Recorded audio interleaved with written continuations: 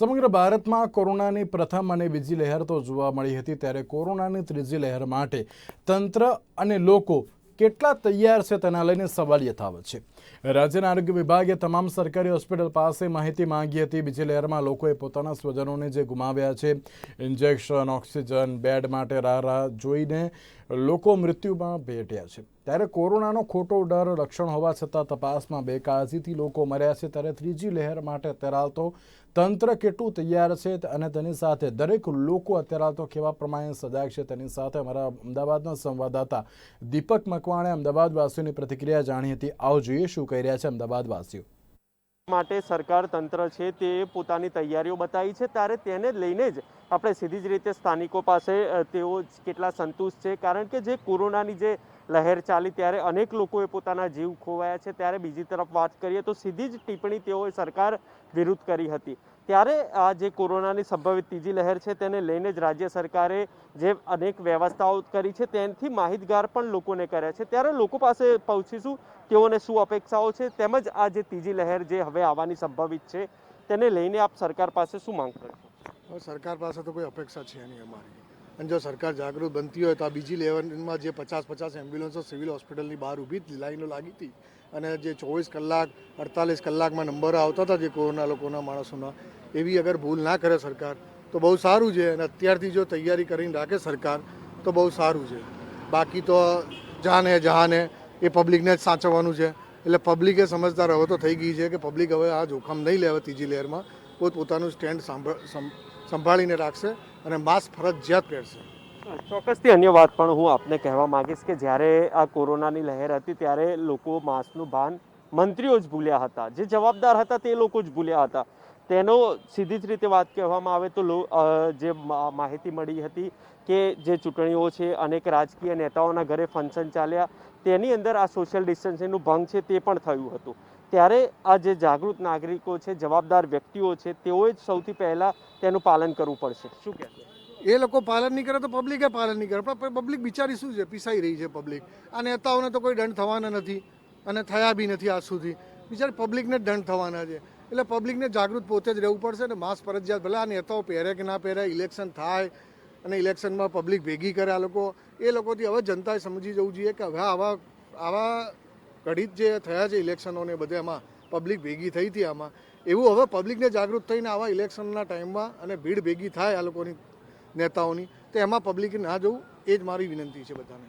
ચોક્કસથી અન્ય સાથે પણ સીધી જ વાત કરીશું। આપ યુવાન છો, શું મેસેજ આપશો પરિવારજનોને? યુવાનો સાચવે, શું મેસેજ રહેશે? યુવાનોને તો એક જ મેસેજ આપવા માંગીશ પહેલાં તો કે તમે માસ્ક પહેરીને જ હંમેશા હર જગ્યા નીકળો।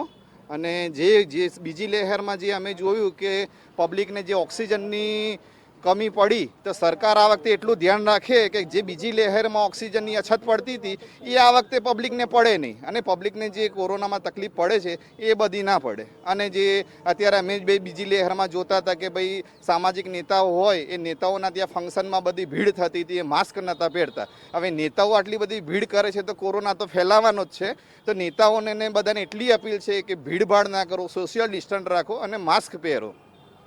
તો ચોક્કસથી આ હતા આપણી સાથે સીધી જ રીતે અમદાવાદથી જોડાયેલા યુવાનો કે તેઓએ આ સરકાર પાસે સીધી જ માંગ કરી છે, અપેક્ષાઓ પણ રાખી છે કે જે પહેલી અને બીજી લહેરમાં જે અછત સર્જાઈ હતી ઓક્સિજન લઈ, ઇન્જેક્શનની બાબતોને લઈને, તો સરકાર પહેલાંથી તૈયાર રહે।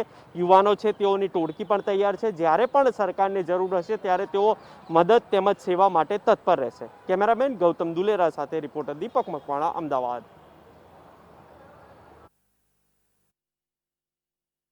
કોરોનાની ત્રીજી લહેર માટે તંત્ર અને લોકો કેટલા તૈયાર છે તે એક સવાલ યથાવત છે। રાજ્યના આરોગ્ય વિભાગે તમામ સરકારી હોસ્પિટલ પાસે જે માહિતી માંગી હતી અને તેમાં પણ અત્યારે તો લોકો આ ત્રીજી લહેર માટે કેટલા તૈયાર છે તેના લઈને સવાલ યથાવત હતો અને તેની સાથે અમદાવાદવાસીઓની જે પ્રતિક્રિયા સામે આવી હતી, તો અમારા સુરતના સંવાદદાતા કાદિર શેખે સુરતવાસીઓની પ્રતિક્રિયા મેળવવાનો પ્રયાસ કર્યો હતો। તો આવો જોઈએ શું કહી રહ્યા છે સુરતવાસીઓ।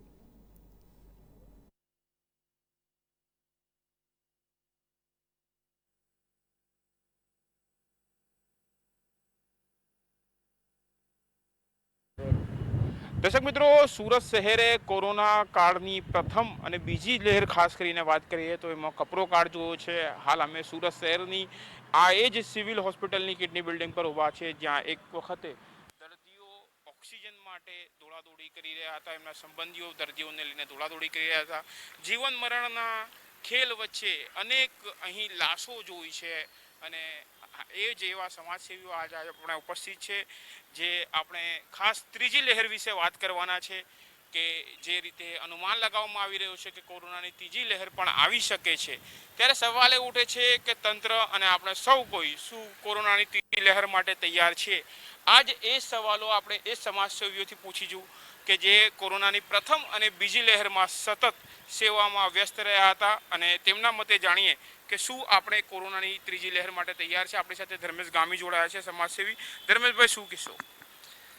વાત સાચી છે કે પહેલી લહેર આવી એના પછી લોકોએ જે પ્રોબ્લેમ ફેસ કર્યા, થોડા છૂટ પણ લાગી એમને, અને બીજો વેવ આવ્યો. બીજો વેવ અતિ ગંભીર આવ્યો. બીજા વેવની અંદર બધાએ પરિસ્થિતિ જોઈ, અને હવે જ્યારે ત્રીજા વેવની ચેતવણી એમ્સના ડૉક્ટરો, વૈજ્ઞાનિકો અને મોટા મોટા વિશ્વના તજજ્ઞો પણ આપી રહ્યા છે. એટલે ત્રીજો વેવ પણ હું માનું છું ત્યાં સુધી ચોક્કસ આવશે. અને આપણે અહીંયા જે વેધર, જે વાતાવરણો હોય છે, હાલ વરસાદ આવવાનો છે, તો એમાં પણ બીમારીઓની શક્યતાઓ વધારે છે. એટલે થર્ડ વેવ હું માનું છું ત્યાં સુધી ચોક્કસ આપણે આવશે.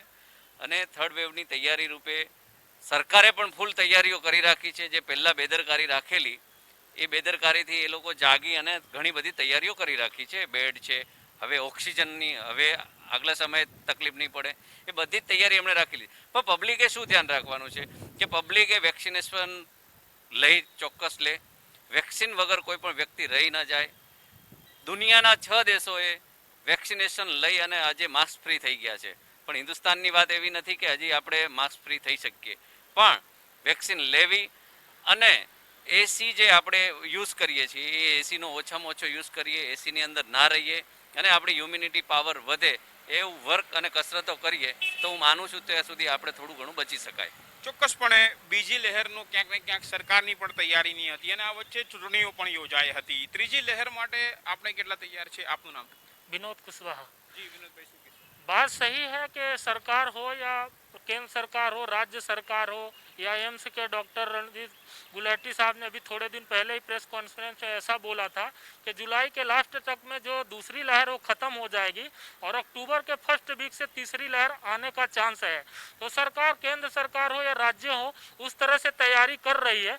लेकिन जो अभी तक का ही प्रिकॉशन, ऑक्सीजन का हो, बेड का हो, या हॉस्पिटल में कोविड वैक्सीन की हो या अन्य दवाओं की हो, उस तरह से केंद्र सरकार और राज्य सरकार एक दूसरे से रोज प्रेस कॉन्फ्रेंस कर रही, बातें कर रही और लोगों को जागरूक, जनता को जागरूक करने में भी लगी हुई है कि आप लोग वैक्सीन फुल लो। लेकिन कहीं ना कहीं केंद्र सरकार और राज्य सरकार में तू मैं भी है वैक्सीन को लेके, क्योंकि जो बनाने वाली फैक्ट्रियां हैं उनके मालिक जाके विदेशों में बैठ गए हैं। उन लोग का ऐसा कहना है कि सरकार दबा रही है, लोकल पब्लिक दबा रही है। तो वैक्सीन जब बनेगी नहीं तो लोगों की लगेगी कैसी, और जब लगेगी नहीं तो इससे बचने का रास्ता कैसे है? ચોક્કસપણે એમણે એક વાત કહી છે, વેક્સિનને લઈને સવાલ ઊભા કર્યા છે. જેમ ધર્મેશભાઈ જણાવ્યું કે વેક્સિનેશન જરૂરી છે, પણ વેક્સિન બનશે નહીં તો લોકો લગાવશે કઈ રીતે? આપ શું કહેશો? હું અકબર મનિયાર, મેં તો એમ કહેવા માંગુ છું કે આ ત્રીજી વેવ જે આવવાની છે, આપણા જે સમાજમાં સેલિબ્રેશન આપણે કરીએ છીએ, શાદી હોય, લગ્ન પ્રસંગ હોય, એમાં અમુક રીતે એમાં તાકીદે રાખવાની છે. ચોક્કસપણે સામાજિક પ્રસંગોને પણ ક્યાંક ને ક્યાંક ત્રીજી લહેરમાં ટાળવા જોઈએ, એ પહેલા એ એમનું કહેવું છે. આપ શું કહેશો? હું મજીદભાઈ કુરેશી સાહેબ, એની અંદર તો ખરેખર એવું છે કે અમે કુદરતથી પ્રાર્થના કરીએ કે ત્રીજી લહેર તો આવે જ નહીં, અને જો આવી બી જાય તો હવે સરકાર બહુ સૌચેતી છે અને બધી તૈયારીઓ બી બરાબર છે. અને લગભગ હવે જે બીજી લહેરની અંદર જે આપદા પડેલી અને લોકોને જે તકલીફ પડી એ ત્રીજી લહેરની અંદર કદાચ બિલકુલ નહીં પડશે એવી અમારી પ્રભુથી બી પ્રાર્થના છે. જી જી, આપણી સાથે બીજા 2-3 લોકો જોડાયા. જી, આપ શું કહેશો? हाँ, मारू नाम है मोहम्मद अमीन कुरेशी। मारू એ કહેવું છે કે પહેલી લહેર, બીજી લહેરથી જે આપણને અનુભવ થયો છે, તો હવે આપણે સજાગ થઈ જવું જોઈએ ને આપણે ત્રીજી લહેરને જે કંઈ આવવાની શક્યતા એમ લાગે છે